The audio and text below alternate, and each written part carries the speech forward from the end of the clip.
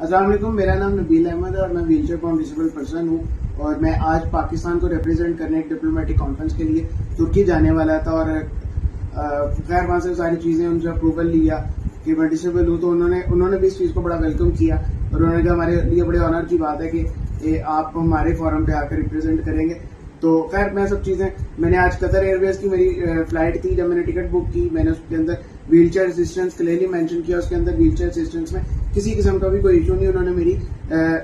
Ticket की request accept की और मेरी टिकट कंफर्म थी। आज जब मैं वहां पर पहुंचा हूँ एयरपोर्ट पर, तो वहां पर जाके मैं जब चेक इन काउंटर पे अपना बोर्डिंग पास लेने वाला था तो वहां के सुपरवाइजर साहब ने इशू क्रिएट किया कि नहीं जी आपके पास अटेंडी कोई नहीं है तो हम आपको अलाउ नहीं करेंगे, आप चल नहीं सकते। अच्छा, चलने जब ड्रेसेस पहन सकता हूँ तो ड्रेसेस पहनकर चलकर दिखाया उनको, तो उन्होंने उस पर भी अलाउ नहीं किया कि नहीं आप सही नहीं चल रहे। मुझे समझ नहीं आती, अगर मैं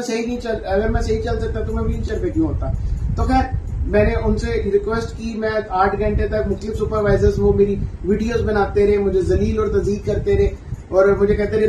अगर चल के दिखा दोगे 9:30 वाली फ्लाइट पे बोर्ड कर देंगे और वगैरह वगैरह। जब मैंने शाउट किया, जब मैंने वहां पे अपना हक मांगने की कोशिश की तो मुझे धमकी दी कि आपके स्टैंप पे ऑफलोड की स्टैंप आपके पासपोर्ट पे ऑफलोड की स्टैंप लगा देंगे और आप फिर एक्सप्लेन करते रहिएगा आइंदा कहीं जाने के लिए। तो मुझे ये भी धमकियां मिली और इस तरह से टॉर्चर किया गया। आज मेरी तज़ीक हुई है, लेकिन मेरा ख्याल से मेरी तज़ीक नहीं, पाकिस्तान की तज़ीक और लाखों वो डिसेबल्स जो अपना राइट नहीं मांग सकते उनकी तज़ीक है। तो रिफंड का मसला नहीं है, मसला ये है कि ऑनर की बात है, आज पाकिस्तान को जलील किया गया है, आपके रिप्रेजेंटेटिव को तलील किया।